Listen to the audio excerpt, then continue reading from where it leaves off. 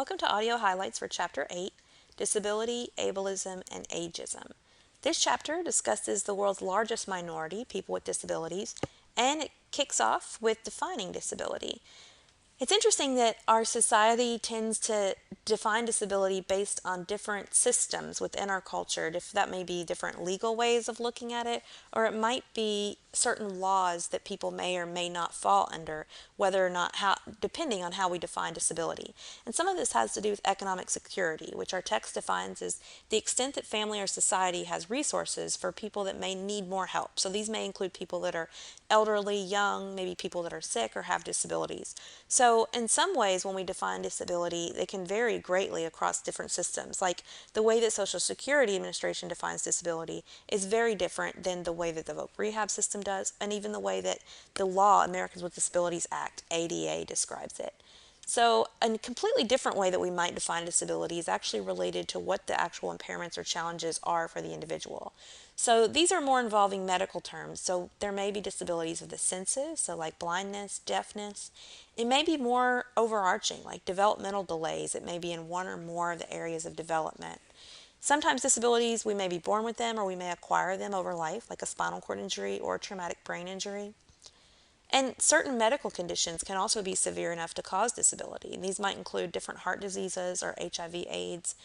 One term that I wanted to point out in our slide is right here, mental retardation. And actually in several different laws, several different states have gone through and updated their language. And finally, the DSM, which is the manual that psychologists use to define certain diagnoses for mental health disorders or mental disorders, has even gone back and updated their terminology, and they've removed the term mental retardation. So that used to be a diagnostic term, but unfortunately, as I'm sure most of you know, over time it has become really a slur related to this oppressed group of people, being people with disabilities. So you've previously, unfortunately, I'm sure, heard people use that term in some way, shape, or form to describe something that's bad or not wanted. And so because of that, campaigns, advocacy campaigns have come along, such as Spread the Word to End the Word, that have been targeted on updating our language. And so instead of mental retardation, even if you're using it in a professional sense, you want to use a term like intellectual disability or intellectual disorder instead. And that will help. And sometimes you might also hear cognitive impairment or cognitive deficit to discuss the actual challenge that the person may have. So in terms of this chapter goes over how large of a group of people this oppressed group represents. And so the 2006 census estimated that around 18% of people in the United States have a disability. That's 51 million people. So, and around the world, it's about 1 billion people. So this is a gigantic proportion of people. So definitely an important focus for you as you prepare to be a professional that will definitely work with people with disabilities and their families. I think one of the most interesting sections of our chapter is the discussion of models of disability. And that's because this may really shift the way that you've previously thought of disability.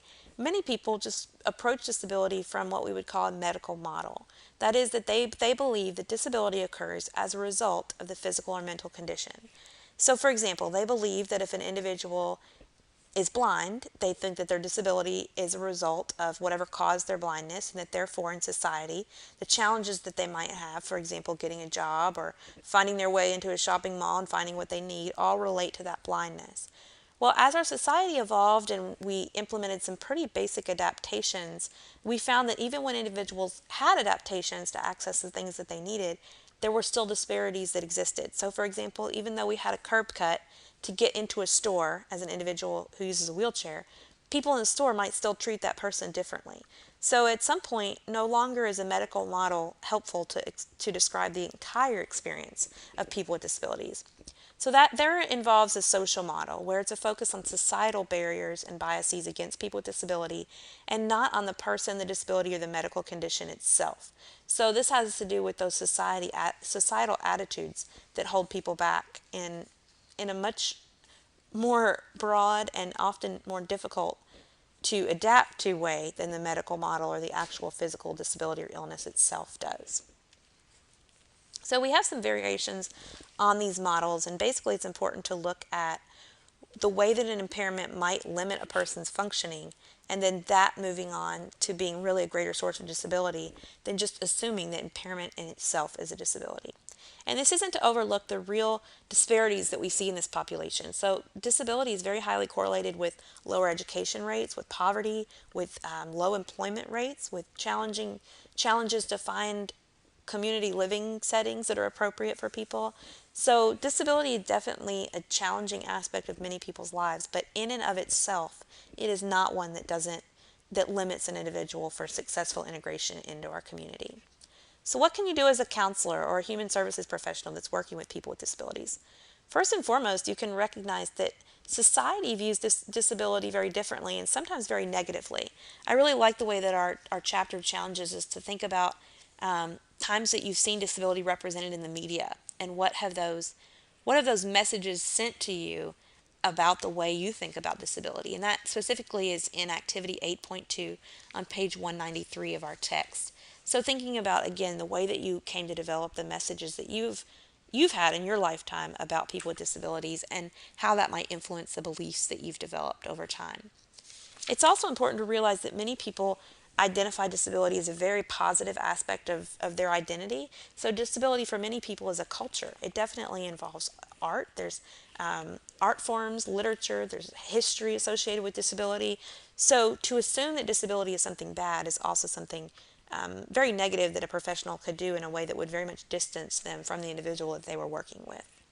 Again, just as I've suggested in previous chapters as well, rather than to be nervous about what terminology you use, it's always better to ask the individual what they prefer and how they describe their disability. And then you have that common terminology that you can go forth with to have a dialogue with them. Ableism is a term that may be new to you, and this is actually social attitudes, policies, and actually counseling practices that favor individuals who have full physical and mental abilities. And so it's similar to terms that we've focused on before, like heterosexism, sexism, racism. And this is really the discrimination against and the oppression of people with disabilities. So this is a term that I want you to keep in mind, and so that you can also look for instances of ableism as you work to become more socially just and more multiculturally competent in your work. So we've talked a little bit about the importance of becoming aware of ableism, advocating not only for but with individuals with disabilities. It's important that you have this recognition that disability can be a culture for many people. It's also important to recognize that self-advocates, people with disabilities themselves, should have the final say. They should always have a voice at the table in decisions that are being made about and for them. So there's a common saying in disability culture that's nothing about us without us, which speaks to the fact that decisions for people with disabilities for far too long have been made for people with disabilities, and instead people with disabilities want to be a voice at that table and have a say in their lives and the decisions that affect them. We also know that knowledge comes second, so we need awareness, then we need knowledge, right? And part of that is knowing the history of disability legislation. So there's some very important laws that you'll need to know. And third, we have skills. So the ability to assess a client's feelings about the experience of having disability. So it's important not to assume. You don't want to assume that it's necessarily a positive or necessarily a positive experience for people. In most cases, it's going to be somewhere in between. So you're going to want to avoid imposing your own values about what you think it may be like to live with a disability, and rather try to extend that knowledge and awareness and work collaboratively with the client. And it's always great to contribute to research efforts and advocacy efforts, because this is definitely a group that could benefit from that. This chapter also discusses ageism. It discusses the large population of people that are moving into older adulthood. It also defines one specific generation, the baby boomers, that were born between 1946 and 64, and how that was quite a large generation. And so many of them are moving into that elderly age now and experiencing all aspects of that, some of which, unfortunately, may involve ageism, which is the assumption that one's age is the main determinant of their human characteristics. And it's the idea that one age might be better than another. So this is, again, another form of discrimination. Another term that you may not have heard about either is adultism, which is discrimination against young people or children. The idea that young people are ignorant, untrustworthy, and unpredictable, and the idea that they have nothing to contribute to society. And we know that is not true, and so I want you to be on the lookout for both forms of discrimination and oppression from now on, and also in your profession. So, what counselors and human service professionals should do as they work with elderly clients is they should help them make informed and respected in decisions that respect their integrity and their years of life experience, knowledge, and education. So, if this is an area that's particularly interesting to you, a career path you might consider might be gerontological counseling. This is a huge field that's expanding as we have a larger percentage of our population that grows into elder adulthood. And again, we're repeating those same three components of multicultural competency: awareness, knowledge, and skills. And so, specifically, the skills you would need would be to hopefully support an individual to foster successful aging. That's the ultimate goal as we work with elderly populations.